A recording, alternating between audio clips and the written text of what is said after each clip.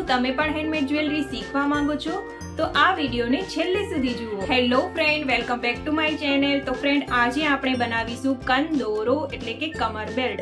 તો કમર બેલ્ટ આ બેલ્ટ તમે સાડી સાથે અથવા તો લહેંગા ચોલી સાથે પહેરી શકો છો લગ્ન પ્રસંગમાં, અથવા તો દાંડિયામાં નવરાત્રીમાં પણ પહેરી શકો છો તેવું આપણે કમર બેલ્ટ બનાવીશું. તો જો તમારે પણ શીખવો હોય તો છેલ્લે સુધી વિડીયોને જુઓ, અને જો તમે બનાવી અને સેલ કરવા માંગતા હો તો સેલ પણ કરી શકો છો. હેન્ડમેડ જ્વેલરીનો બિઝનેસ પણ સ્ટાર્ટ કરી શકો છો ઘરે બેઠા. તો વિડીયોને છેલ્લે સુધી જુઓ, અને જો વિડીયો પસંદ આવે તો વિડીયોને લાઇક કરી દો, અને જો તમે મારી ચેનલ પર ન્યૂ છો તો ચેનલને સબસ્ક્રાઈબ કરી બેલ આઇકનને પ્રેસ કરો, અને વિડીયોને તમારા ફ્રેન્ડ અને ફેમિલીમાં શેર કરો.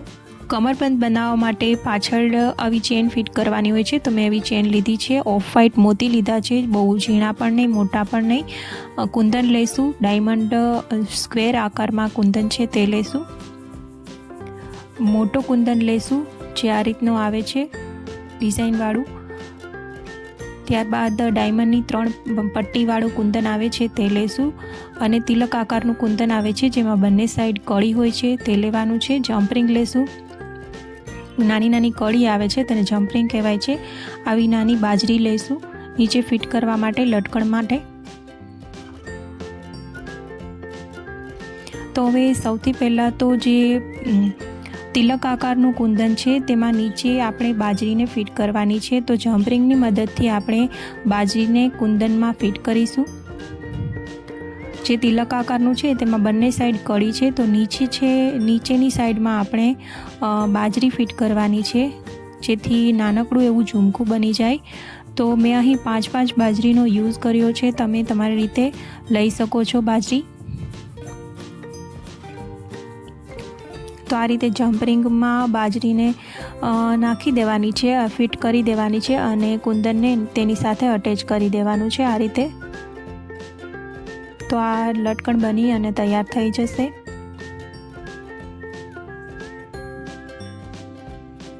એ જ રીતે બધા આપણે રેડી કરી લેવાના છે.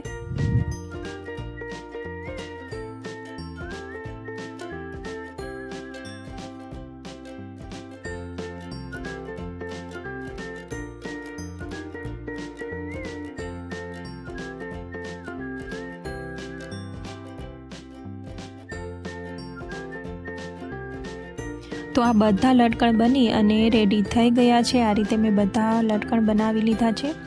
હવે જે સ્ક્વેર કુંદન છે તેની નીચે આપણે વાયરના મદદથી તેને અટેચ કરીશું.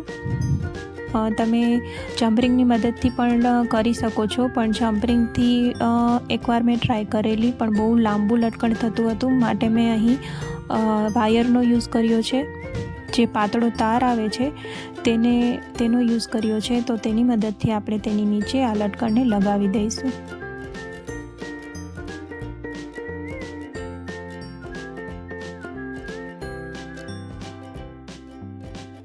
તો આવા સ્ક્વેર આકારના મેં ટોટલ 6 પેન્ડલ બનાવી અને રેડી કરી લીધા છે. હવે જે આ ડાયમંડની 3 ડાયમંડની પટ્ટી છે તેની નીચે પણ આપણે તે જ લટકણને લગાવવાનું છે. તો તે લટકણ આપણે વાયરના જ મદદથી આપણે લગાવી દઈશું. જેમાં નીચે હોલ છે તેની અંદરથી આપણે વાયરને પસાર કરીશું અને આ લટકણ લગાવી દઈશું.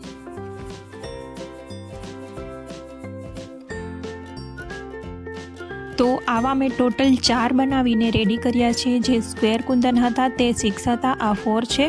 અને હવે એક જાડો દોરો લેવાનો છે, જેને આપણે પટ્ટી કુંદન છે તેના ફર્સ્ટ જે હોલ છે તેમાં પસાર કરી અને ત્યાં નોટ લગાવી દેવાની છે. તો આ રીતે નોટ લગાવી દીધી છે. તો દરેક કુંદનમાં 4 હોલ છે, માટે અહીં 4 લાઈન મોતીની કરું છું હું. તો સૌથી પહેલાં તો આપણે 9 મોતી લેશું. હું અહીં 9 મોતી લઈ રહી છું. તો તમે તમારી અકોર્ડિંગ લઈ શકો છો, જેમ કંદોરો નાનો અથવા તો મોટો કરવો હોય એ પ્રમાણે મોતી લઈ શકાય છે. તો અહીં 9 મોતી લેવાના છે, અને પછી સ્ક્વેર કુંદન આવશે તેના ફર્સ્ટ હોલમાંથી આપણે સોયને પસાર કરીશું આ રીતે. ફરીવાર 9 મોતી લેશું અને ફરી સ્ક્વેર કુંદન લેવાનું છે.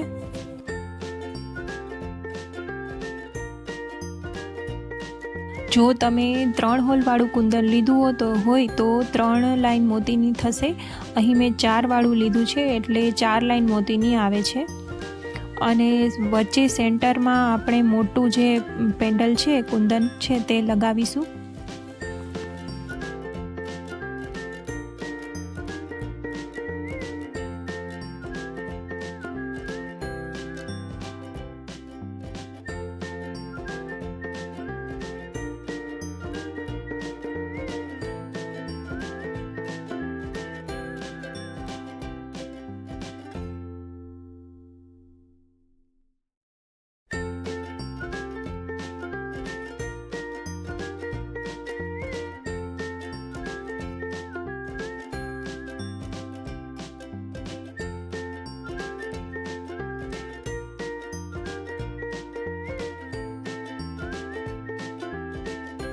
હવે અહીં લાસ્ટમાં જે ઉપરથી નીચેનો હોલ છે તેની અંદરથી આપણે સોયને પસાર કરીશું અને ત્યાં આવે જે લાઈન ઉપર છે તે જ રીતે નીચે આપણે મોતીની લાઈન કરીશું.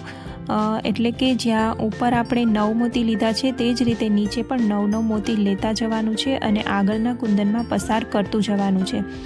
તો અહીં પહેલાં જે હોલ છે તેની નીચેનો જે હોલ છે તેમાં આપણે આ રીતે લાઈન કરીશું.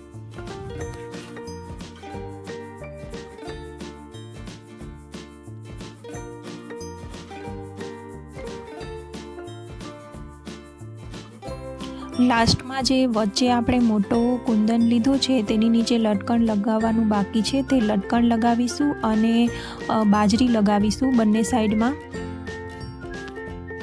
અને જ્યારે આખો કમરબંધ બની અને રેડી થઈ જાય ત્યારે પાછળ ચેન લગાવવાની છે. તો બંને સાઈડ જમ્પરિંગની મદદથી આપણે ચેન પણ લગાવીશું. તો એ કેવી રીતે લગાવું છું તે પણ તમે વિડીયોમાં છેલ્લે સુધી જુઓ એટલે ખ્યાલ આવે.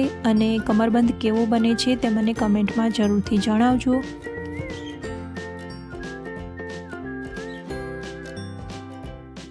અને હા, હજુ સુધી જો વિડીયોને લાઈક ન કર્યો હોય તો વિડીયોને લાઈક કરી આપો. અને જો તમે ચેનલ પર ન્યૂ છો તો ચેનલને સબસ્ક્રાઈબ કરી બેલ આઇકનને પ્રેસ કરજો અને વિડીયોને તમારા ફ્રેન્ડ અને ફેમિલીમાં શેર જરૂરથી કરજો.